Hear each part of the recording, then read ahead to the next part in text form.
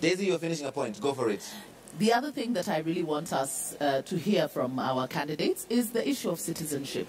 You know, one of the things that we don't talk about is about how Kenyans, we have so many Kenyans who are being vilified and ostracized in foreign lands. We have women who are being killed in foreign lands. Their rights are being violated. And this government remains silent. We have 4 Kenyans who have been incarcerated in South Sudan, and there's silence. So what is Kenya government policy towards citizenship and the guarantee of citizenship for its citizens? And of course the issue of security and extrajudicial killings.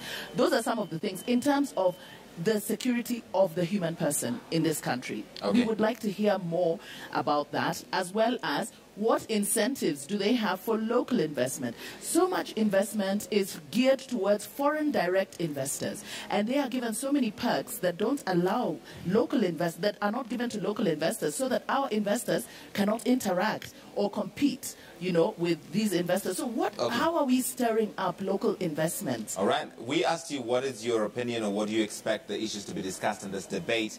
Kimani Kenneth says, we the people, we need solutions to basic problems. Number 1, health. Number 2, food. Number 3, education. Number 4, security. Number 5, unemployment. Those are some of the things that are at the top of minds of Kenyans. How are the candidates going to address these issues to help me decide? Njoki, you're shaking your head very vigorously. So as in, go for it. It becomes so difficult for us to even talk about future-proofing this country when we're still trying to solve the problems of the past. Health and education, especially in the public sector, are problems of the past. We should not be having to deal with these things right now. And when we start talking about future-proofing this country, giving children tablets with which to read e-books is not tech. And it's not future-proofing.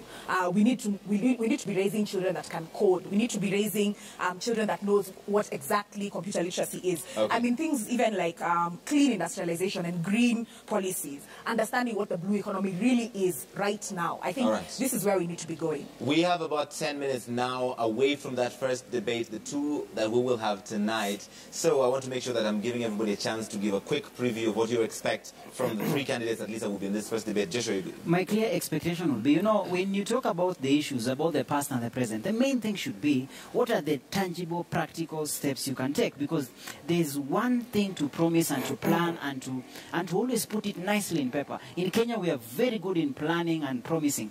I only need them to show us how exactly, break it down. For example, if you talk about food security, how exactly do you want to achieve that?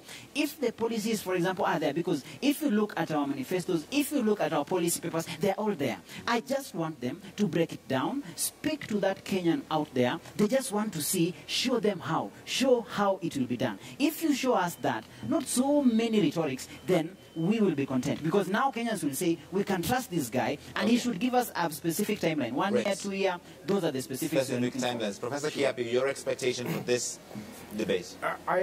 You know, the country is supposed to be leaping forward, but we have basic issues to address. Food security, health, education, and you will not, no matter how many railways you build, no matter how many stadiums you build, as long as you don't address those basic issues. So no matter how many children you give to laptops? So that, I mean, let me tell you, there's no country in the world, and I was in the Ministry of Education, there's no one country in the world where laptops have improved learning outcomes. None. And therefore, Kenya is not going to be the first one to do the experiments. That is debatable because the government's argument for Jubilee at least is when you give children laptops or tablets at this early age, you're creating a digital generation that will learn how to code, like Njoki said. But let me ask you another question. What is so difficult about building a computer lab accessible to the whole school? The entire school. That has electricity, that has a secure environment, that can be maintained by the school. Why don't they do that? So the children of this country do not need laptops in class 1? No, they need that in a different way. They need to read and do maths. They need infrastructure. If I'm to help infrastructure necessary they to need support that kind of learning. Basic they need teachers who are paid well enough to care when they are teaching. Yes. I mean, let me tell you, let me ask you a very basic question. Yes. Are you not using computer now? I am. Did you ever start with computer? No, the first time I saw computers in Form 1. Thank you. Which one of us here is not able to use computer now? And at what I got it when I was doing my PhD at the University of Toronto, and I can use it now comfortably. Okay. Agreed. So, Larry, Miguna, your expectation for the debate? Larry, the first question you asked is whether the debates matter. Yes. They matter, and history is important. In 1858, Abraham Lincoln was not the leading candidate in the American election against Stephen Douglas. And after their great debate in 1858, he emerged the victor. In 1960, Richard Nixon, as the vice president going into an election, was more rated than JFK. JFK emerged a victor in that election and won the election. Purely because of the debate. Purely because of the debate. In 1992, Bill Clinton debated with H.W. Bush and won that debate and won the election. In Kenya, Abdullah Dida was supposed to have performed well, considering the fact that nobody knew him. He beat more established politicians like Martin Karua and Peter Kennedy. And then he emerged number 3 after the 2 major candidates, which means debates matter.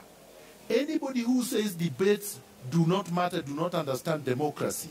Democracy is a contest of ideas. Thank you. And when you debate, you are interrogating each other and articulating your visions and ideas. The public is watching. They will choose the one that performed better in the debate. So of course eloquence matters. Now people will say eloquence does not matter. But you can't be eloquent if you can't think.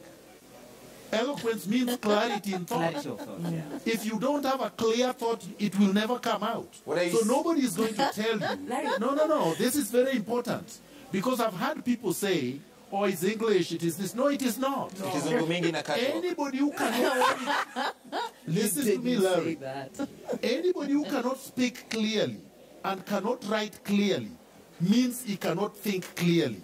And anybody who cannot think clearly cannot lead.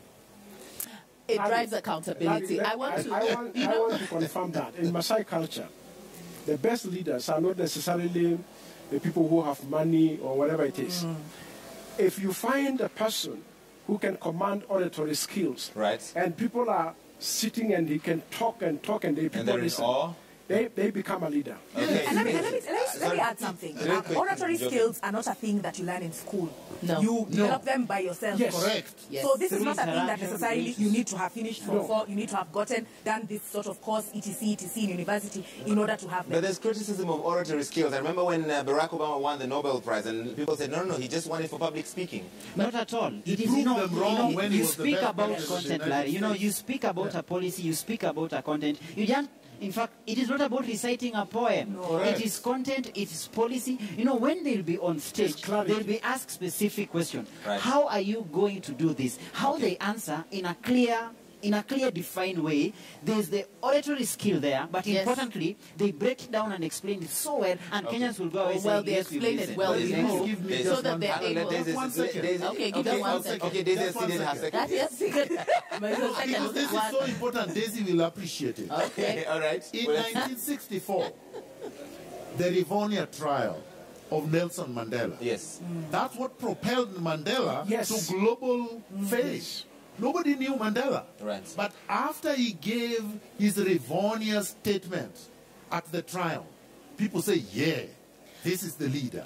And from there on, Mandela became the global statesman that you knew. Well, a good example from what happened last week, even though in a minor way, is Mudira. He was an unknown, but now he's on everybody's lips. I think he's... But for how long? No, he's more famous now now than his presidential candidate. Absolutely, So I mean, it does have impact. In fact, but for me, one of the most important things about it is it drives accountability, because they will have to give us their issues based on what it is that they are planning to do for Kenya.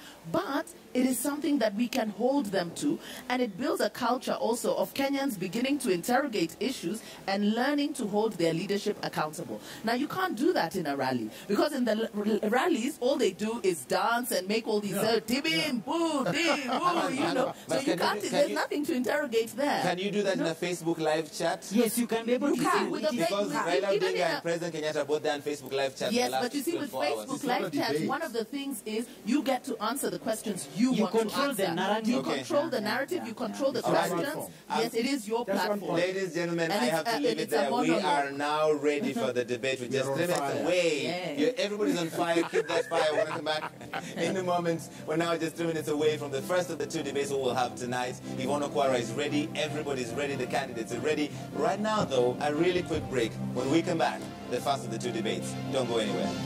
Excellent.